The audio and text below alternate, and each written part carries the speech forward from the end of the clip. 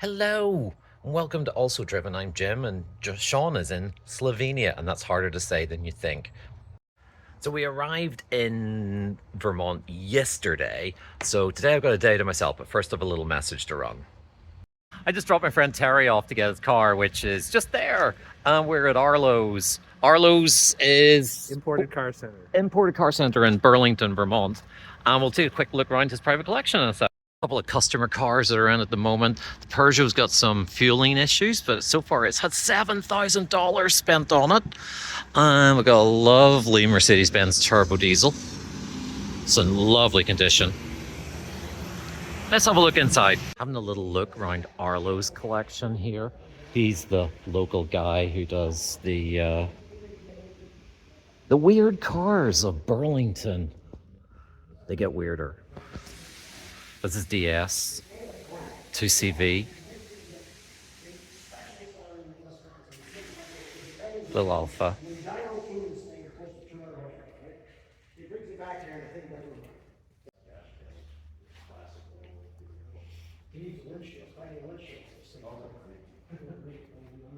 Yeah, 505 with a roll cage. This is one nice Morris Minor convertible. Absolutely gorgeous. And it's been...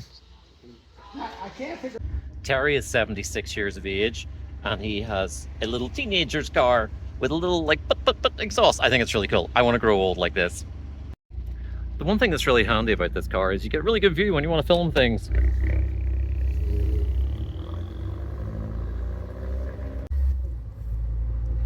Gently winding down our trip here in Vermont. Message from Cyan Hudson. Thanks. We arrived in Vermont yesterday, did some fun stuff with the cars down at Arlo's. Hope you enjoyed that. Just going to take a little bit of a drive round, have a nosy, and a little stop off on our tour of Vermont. This was a church that I got married in. Because we couldn't get married in Northern Ireland at the time because those darn pesky gays would like corrupt society if they could get married. So I came here and got married, and they were lovely and they were really nice. In case you're wondering about the rather unusual design of the building, it used to be a restaurant. So we started off in Cambridge, England, and we're going to wind the video up in Cambridge, Vermont. We're in the sleepy little Vermont town of Cambridge with a car from Cambridge. Let's go get some breakfast.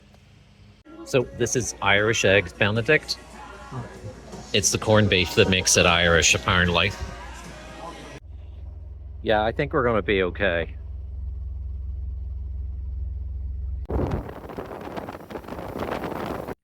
So we're going across Smuggler's Notch.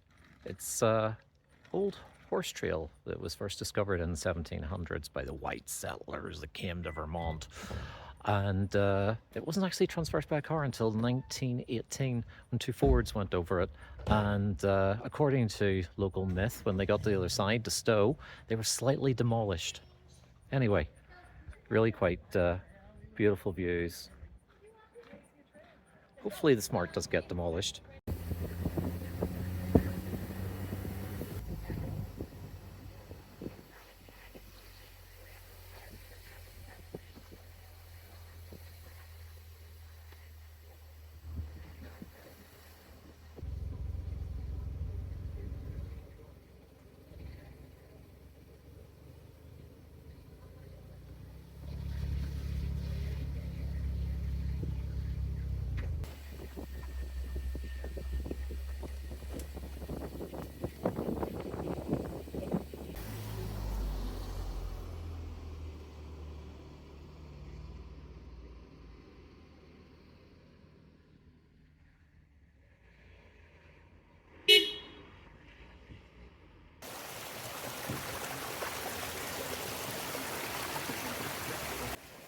So that was kind of fun.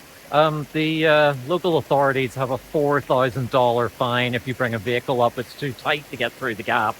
Thankfully, not something that happened with the Smart. So we're going to just cascade gently down the other side into Stowe. Just like the way the river is behind me. Look, isn't it so pretty? Anyway, onwards and upwards.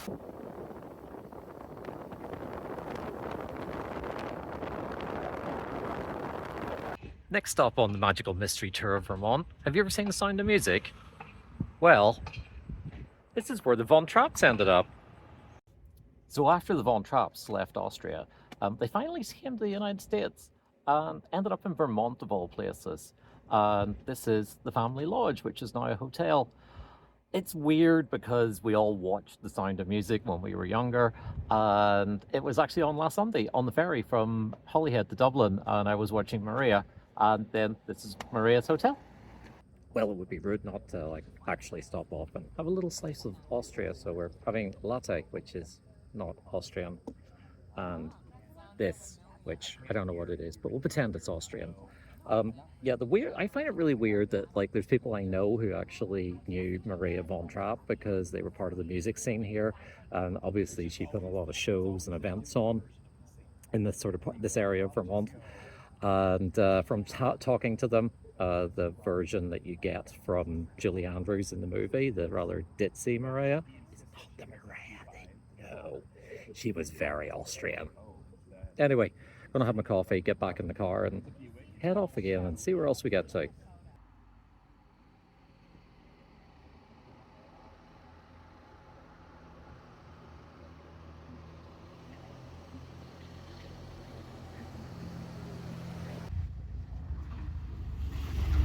Just coming into Stowe, which is really, really pretty.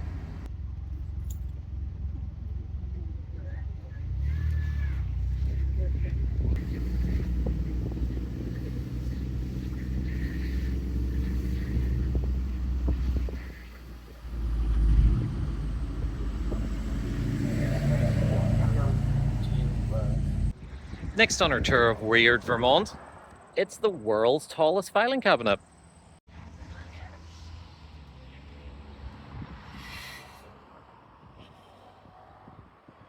In case you're wondering, it is actually art. It was a local artist who also was working on some projects with the city, and he managed to fill 38 drawers of paperwork, so he decided to make a tower 38 drawers high. It's about 40 feet in total to the top, and it's been in Vermont since 2002. It did get moved recently because they had to realign this junction. But it's one of my favorite things about Vermont, and it's got a little bit of the UK on it. Zooming in from the top, you'll see some familiar YouTubers. So we've got Sarah and her Ivan the Marina, and we've got iDrive Classic and her Triumph she had at the time. I think we've got about one more local attraction, and then we better get back. Burlington's actually got some pretty nice shorefront, and that's New York over there, and you can get the ferry over to the other side if you wanted to. But we're not, because we're getting very close to the end of my driving part of this trip. I'm going to chicken out, and I'm going to put it on a trailer tomorrow for the last part. I'm kind of done. It's been 850 miles to get this far, and I think that's enough of an adventure with a smart car. So this might look like a stone circle that you'd see somewhere in the Celtic parts of the UK, but it's actually a clock. So if you stand in the center, okay, let's work this side. We are in August. Does that mean I need to stand here? Oh no, August 1st, September. And it's pointing to roughly 4 o'clock. It's 4:30, so it's about half an hour slow. It's also got some markings on it. What they do is they tell you when the summer and winter equinoxes are, because the sun will rise behind that one and set on the far side over there. Well, that brings an end to our time with the Roofless Wonder. Hope you enjoyed the video.